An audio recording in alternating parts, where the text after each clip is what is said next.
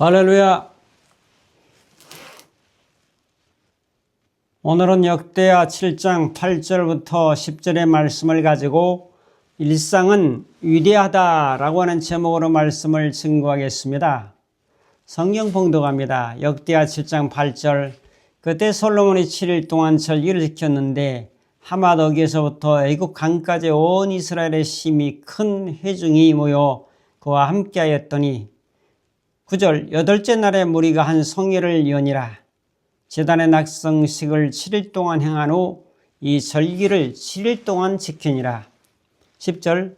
일곱째 달 제23일에 왕이 백성을 그들의 장막으로 돌려보내며 백성이 여호와께서 다윗과 솔로몬과 그의 백성 이스라엘에게 베푸신 은혜로 말미암아 기뻐하며 마음에 즐거워하였더라.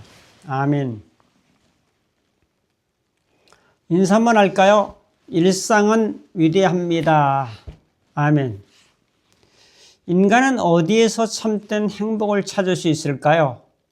20세기 대표적 역사학자 윌 듀란트는 평생 이 질문을 붙들고 살았습니다. 먼저 학문 속에서 행복을 찾으려 했지만 산처럼 쌓인 지식에도 행복하지 않았습니다. 여행을 떠나면 어떨까 싶어 세계 여러 곳을 다녔지만 돌아온 것은 깊은 피로뿐이었습니다. 재산을 모으면 행복할 것이라 믿고 부를 쌓았지만 근심과 갈등은 여전했습니다. 글쓰기에도 몰두해 보았지만 그 또한 피로를 더할 뿐이었습니다. 인생의 답을 찾지 못한 채 그는 점점 지쳐갔습니다. 그러던 어느 날 그는 평범한 장면을 마주했습니다. 한 부인이 잠든 아기를 품에 안은 채 차에서 누군가를 기다리고 있었습니다. 잠시 후 기차가 도착하자 젊은 남자가 내렸습니다. 부인이 아기를 안고 차에서 내리자 남편이 달려와 아내에게 입을 맞춘 뒤 잠든 아이의 볼에도 다정하게 입을 맞췄습니다.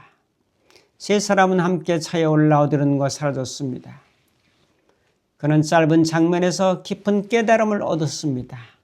행복은 멀리 있지 않다. 사랑이 깃든 가정에 행복이 있었다.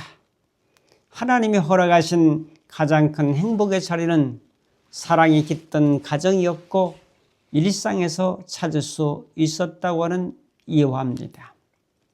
일상은 무슨 말입니까? 오늘 제목이 일상은 위대한데 일상은 매일 반복되는 생활, 매일 반복되는 생활, 이것이 일상입니다. 하나님이 우리에게 일상에서 주시는 5가지 표지판이 있습니다. 표지판. 첫째 표지판은 일방통행입니다. 초록색 불이죠. 하나님이 주신 확신이 있다면 이제 멈추지 말고 계속해서 앞으로 순종하며 직진하는 것이죠. 둘째 불은 멈춤입니다. 빨간 불. 분명한 확신이 없을 때 일단 멈추고 다시 하나님의 뜻을 구해야 합니다. 세 번째는 유턴이죠. 돌아오는 것. 부정적인 마음과 태도로 길을 잘못 들었다면 서둘러서 돌아가야 합니다. 넷째 표지판이 좌회전, 우회전입니다. 화살표죠. 그래서 좌측으로 갈 거는 무조건 직진만 가는 것이 아니라 좌측으로 갈 땐 좌측으로 가고 우측으로 갈 때는 우측으로 가야 되죠. 다섯째가 양보입니다. 때때로 다른 사람을 위해서 끼어들게 하면 좀 비켜주고 멈춰주고 나의 욕심을 양보할 수 있어야 되는 거죠. 오늘 말씀은 솔로몬 왕이 7년 6개월 동안 성전을 건축하고 낙성식을 거행하는 사건을 소개하고 있습니다. 낙성식, 준공식, 봉헌식 여러 말로 표현하는데 7년에 걸친 성전을 건축하고 모든 백성과 함께 장대한 봉헌식을 거행하죠. 이 과정은 언약궤를 성전으로 모시는 안치식, 그리고 솔로몬이 하나님께 간절히 기도하는 중보기도, 그리고 하늘에서 내려온 불이 제물을 태우며 하나님의 임재와 수락을 확증하는 놀라운 사건으로 이어집니다. 근데 8절부터 10절에 보면은 절기가 통합되는데 좀 어렵겠지만은 8절부터 10절의 봉헌식이 초막절 시기와 겹쳐서 거행되는 것을 보게 됩니다.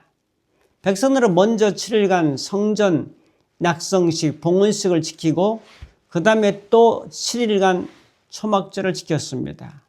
14일 동안 절기를 지키는 거죠. 그리고 난 다음에 백성들이 이 7월 23일 솔로몬은 백성들을 각각 자기의 집으로 돌려보냈습니다. 그들이 하나님이 베푸신 은혜에 감사하며 기쁨과 즐거움으로 귀환했습니다. 오늘의 말씀을 통해 주시는 영감의 음성은 무엇일까요? 첫째로 절기가 서로 연결되어 있습니다. 8절 9절에 보면 그때에 솔로몬이 7일 동안 절기를 지켰는데 여기저기 다 오죠. 하마더기에서부터 애굽 강까지 온 이스라엘의 힘이 큰 회중이 모여 그와 함께 하였더니, 그래서 저 북쪽에서 남쪽 애굽까지 사람들이 다 모인 거죠. 9절에 보면 8째 날에 무리가 한 성회를 여니라 제단의 낙성식을 7일 동안 행한 후 이 절기를 7일 동안 지키니라. 그래서 도합 14일 동안 축제를 여는 거죠. 솔로몬이 낙성식을 거행한 것은 바로 예루살렘 성전을 지은 곳에서 이루어졌죠. 이것은 놀랍게도 창세기 22장에 아브라함이 이삭을 드려 제사했던 모리아 산입니다. 믿음의 조상 아브라함이 아들 이삭을 바쳐서 제사로 했던 그 장소에 바로 솔로몬 성전이 건축되는 것은 정말 놀라운 사건의 현장이죠. 제사가 있고 순양의 피가 있고 하나님의 응답이 있었던 곳, 이곳에 솔로몬이 성전을 건축한 것은 성전에 제사가 있고 피의 제단이 있고 하나님의 영서가 있고 하나님의 임재가 있고 하나님의 이름이 머무는 그 성전을 바로 그곳에 지었다는 거죠. 이 행사는 산 위에서 행해졌지 않았습니까? 성전을 산에다가 지어서 봉헌식을 거행하고 있죠. 이것은 산 위에서의 경험이었죠. 성전 건축은 BC 959년으로 추정하고 있습니다. 이 성전 건축의 이 절기가 이제는 어떻게 연결됩니까? 낙성식을 하죠. 그 다음에 7월 10일이 속죄일입니다. 낙성식을 거행하는 그 기간에 속죄일이 7월 10일이 있었고 초막절이 7월 15일부터 22일까지 있었죠. 그러므로 절기가 연결됐는데 다시 한번 정리하면요.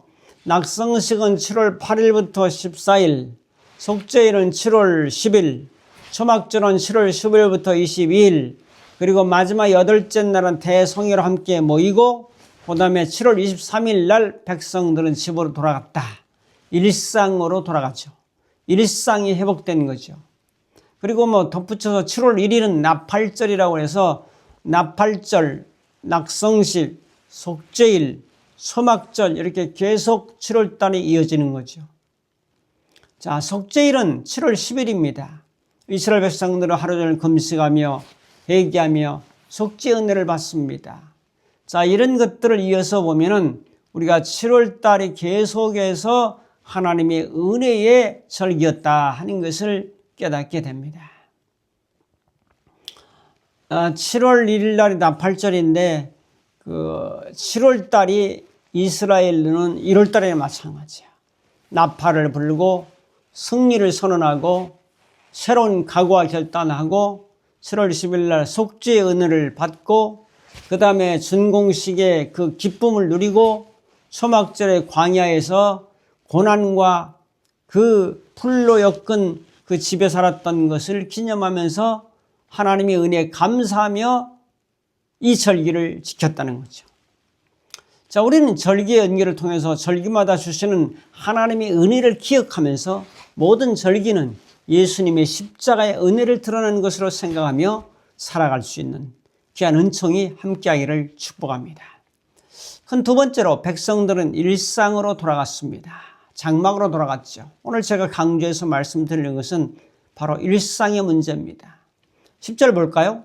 일곱째 달 제23일에 왕이 백성을 그들의 장막으로 돌려보내매 백성이 여호와께서 다윗과 솔로몬과 그의 백성 이스라엘에게 베푸신 은혜로 말미암아 기뻐하며 마음에 즐거워했더라고 말씀하죠. 7월 1일은 유대인의 새해 첫날이라고 말씀드렸죠. 나팔절은 양의 뿔로 만든 나팔을 불었습니다. 의미는 영적인 잠에서 깨어나라고 나팔을 부는 거죠. 영혼을 깨우는 알람이었죠. 고대 근동에서는 왕의 대관식에서 나팔을 불었습니다. 왕이 즉위할 때 불었던 것처럼 우주의 왕 대신 하나님의 통치를 선포하고 경배하는 의미가 나팔 절속에 담겨 있죠. 달콤한 새해를 기원하며 사과를 꿀에 찍어 먹는 풍습도 있었습니다. 하나님의 복으로 가득하기를 기원하는 상징적인 행동이었습니다. 이제 속죄를 지나서 성전 낙성식을 지나고 초막절을 지나고 대성회로 모이면서 15일간의 대장정을 마쳤습니다. 이런 축제와 감격과 기쁨과 은혜의 장소에서 이제는 땅 아래로 내려가라는 거죠. 백성들의 장막으로 내려오는 겁니다. 그러면 일상으로 돌아가는 겁니다. 그래서 일상은 위대한 것입니다. 일상. 자, 일상은 불완전한 장막으로 돌아가라. 산 위에서처럼 나팔을 불고 찬양을 하고 기도를 하고 회정을 모이고 마시는 음식을 먹고 하는 이런 것에서 일상으로 가면 초라할 때도 있죠. 좀 불안정할 때도 있죠. 그러나 거기서 산 위에서 계속 살 수는 없는 거죠.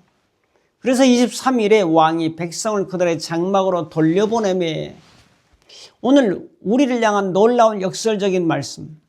백성들은 성전의 엄숙한 돌기둥 아래서 혹은 초막절이라는 거룩한 야영지에서 2주간의 거룩한 캠프를 마쳤습니다. 이제 그들은 자신들의 평범한 집, 장막으로 돌아가야만 했습니다. 왜 하나님은 그들을 성전에 그냥 살게 하지 않으셨을까요? 왜냐하면 일상이야말로 예배의 현장이기 때문입니다.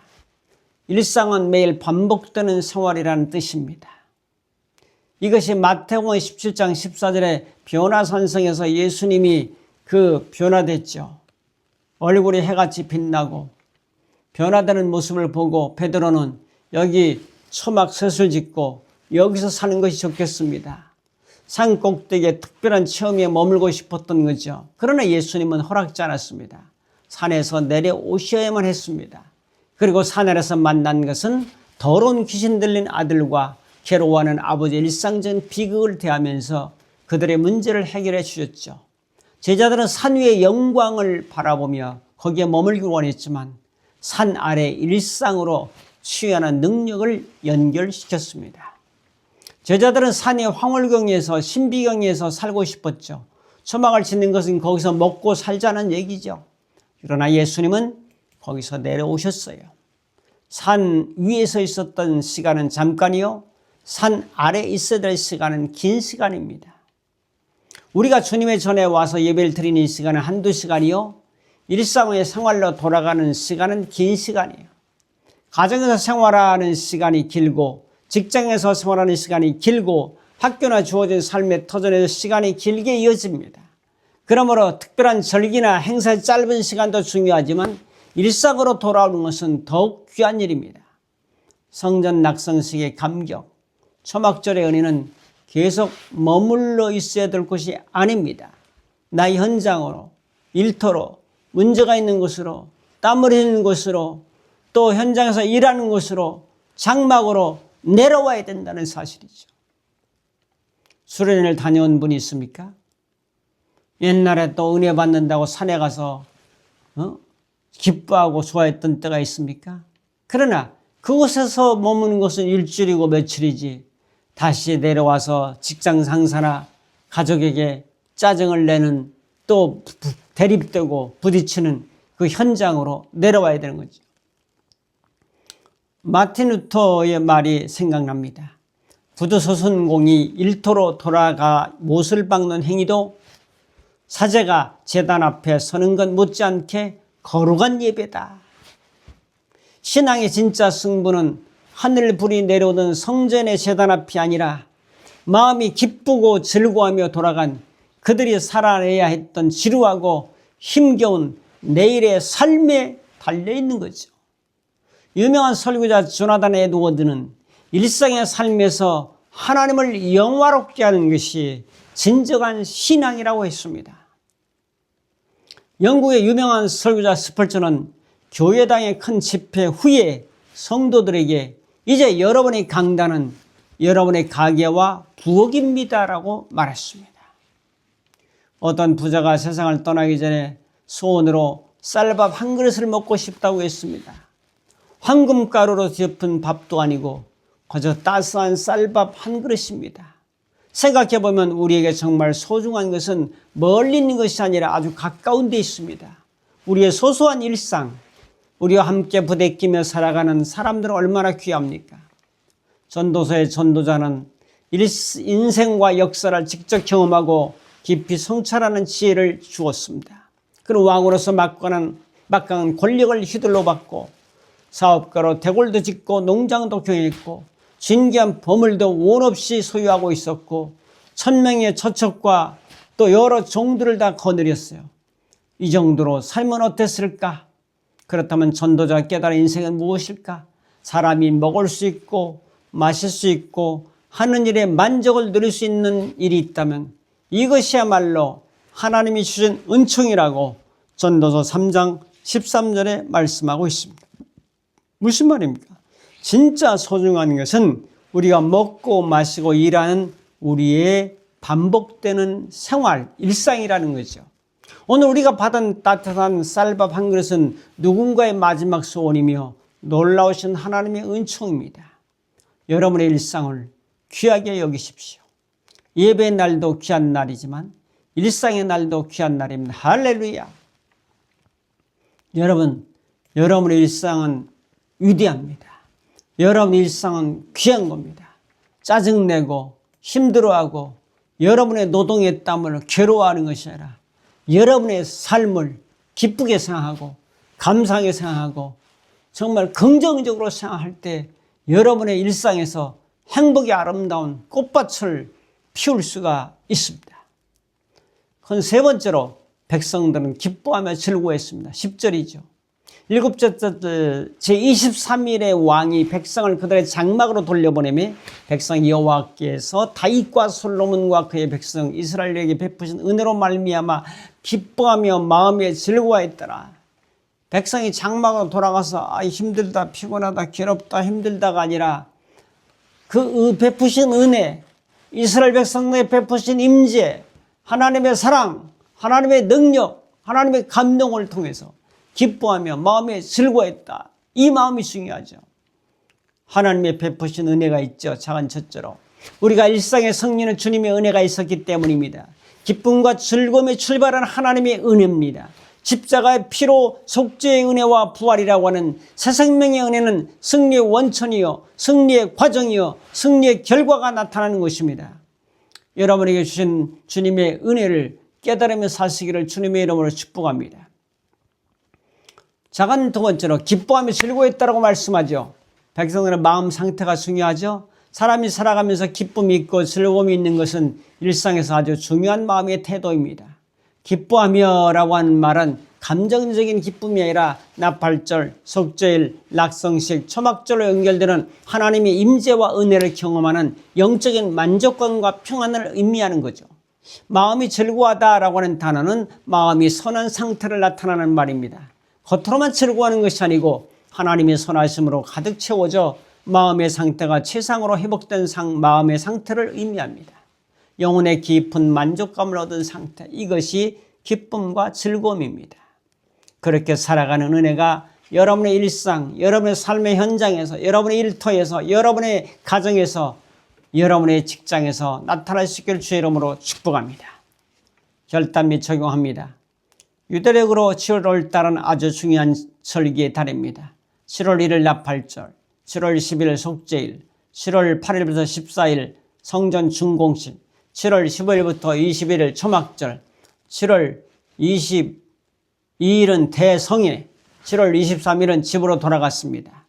오늘의 말씀을 통해서 깨달아 주시는 진리는 절기의 축제와 기쁨과 감사도 있지만 결국 산 위에서 모든 행사를 마치고 집으로 돌아가야 된다는 사실입니다. 일상으로 돌아가야 합니다. 산이가 아무리 축제이고 감동이 있다 해도 다시 내 집과 직장이 있고 일터가 있는 현장으로 내려가서 거기서 꽃을 피우는 삶을 살아갈 때 일상은 위대할 수가 있습니다. 일상에서는 하나님의 은혜를 기억하고 기쁘고 즐겁게 최선을 다해 살아가는 귀한 은혜가 있다는 사실을 기억하고 그렇게 살아가는 승리자의 삶이 되시기를 주님의 이름으로 축복합니다. 기도하겠습니다. 자비로우신 하나님 아버지, 일상은 위대합니다. 매일 반복되는 생활 속에서 따분하고 지루하고 권태스러운 삶이 아니라 그 일상에도 하나님의 은혜가 흐르고 하나님의 사랑이 흐른다는 사실을 깊이 깨닫고 그 일상 속에서 하나님을 만나고 하나님을 증거하고 하나님을 찬양하고 하나님께 감사하며 기쁨과 즐거움의 마음을 가지고 은혜의 삶의 주인공이 될 수 있도록 우리 주님께서 함께 하옵소서. 예수님의 이름으로 기도하옵나이다. 아멘. 축도합니다. 이제는 우리 주 예수 그리스도의 무한하신 은혜와 하나님 아버지의 극진하신 사랑하심과 성령님의 감화 감동 인도 충만 교통하심이 일상은 위대하다는 진리를 깨닫고 일상 속에서 하나님을 드러내기로 결단하는 모든 심령들 머리머리 위에 저들의 가정과 섬기는 교회와 이 민족과 전 세계 위에 이제부터 영원토록 함께 있을지어다. 아멘.